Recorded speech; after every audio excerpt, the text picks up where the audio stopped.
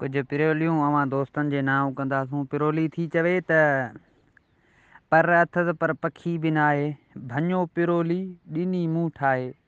कंध थो घुमाए पर कंधार बि नाहे, गर्मीअ में वणे थो पर थधिकार बि नाहे। हणे हवाऊं थो पर वाव बि नाहे, घर घर में आहे भला ॿुधायो छा आहे। इन पिरोलीअ जो जवाबु आहे पखो। पर अथसि पर पखी नाहे, कंध थो घुमाए पर कंधार नाहे। कंध हुनजो आहे, हुनखे पर लॻल आहिनि, फिरे थो, पाण खे हवा ॾिए थो। गर्मीअ में वणे थो पर थधिकार बि नाहे। गर्मीअ में पखो वणंदो आहे पर एतिरो थधिकार न ॾेई सघंदो आहे जेतिरो सियारे में थधिकार हूंदो आहे, मौसम थधो रहंदो आहे।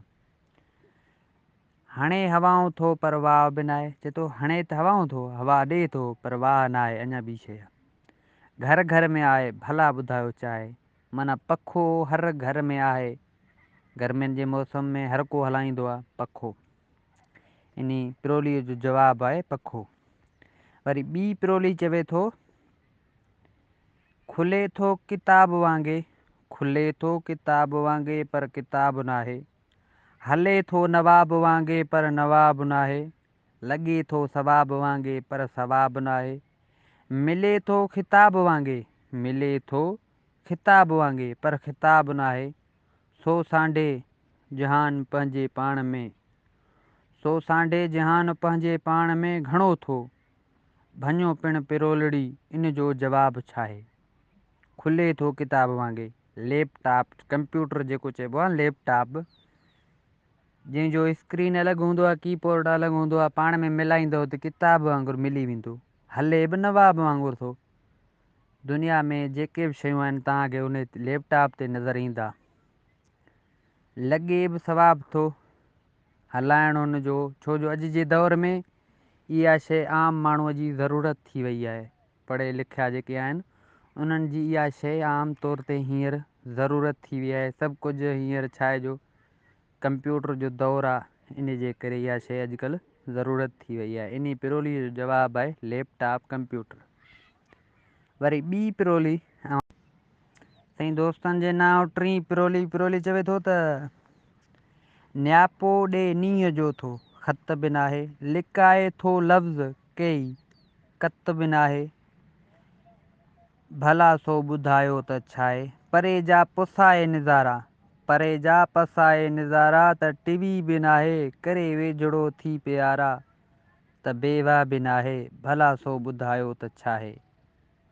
न्यापो ॾेई नींहं जो थो, ख़त बि नाहे, तो पर नींहं जा न्यापा आणे थो पर ख़त बि नाहे। लिकाए थो लफ़्ज़ पर कत बि नाहे। परे जा पसाए माना परे जा नज़ारा ॾेखारे थो, टीवी बि नाहे, करे वेझड़ो थी प्यारा माना परे परे जा माण्हू बि वेझा थो करे ॾे, त बेवा बि नाहे। इहो आहे टच मोबाइल। टच मोबाइल हिकु अहिड़ी शइ आहे जेके परे परे के दुबई के सऊदी जा दोस्त बि पाण में मिलायो, उन्हनि खे पाण में प्यार मोहबत कचहरी कराए पियो। ऐं परे परे जा नज़ारा टच मोबाइल पाण खे हिन दौर में ॾेखारे थो। वरी चौथीं पिरोली। पिरोली थो चवे त हले थो खंघी खंघी पर कुराड़ो माण्हू बि नाहे। राति हले थो सारी पर थींदो साणो बि नाहे। धुओं कढे थो नक मां पर मवाली बि नाहे। आवाज़ कढे थो कई कई पर हवाली बि नाहे। धरतीअ सां अथसि दोस्ती पर दोस्त बि नाहे। खेड़े खेत करार खणाए आख़िर सो पिणु छा आहे। खेड़े खेत करार खणाए आख़िर सो पिणु छा आहे। चए थो हले थो खंघे खंघे, माना इन पिरोलीअ जो जवाबु छा आहे, ट्रैक्टर। ट्रैक्टर जेका पाण ज़मीन में हर हलाइण लाइ इस्तेमालु कंदा आहियूं, इन ते ई पिरोली ठहियलु आहे।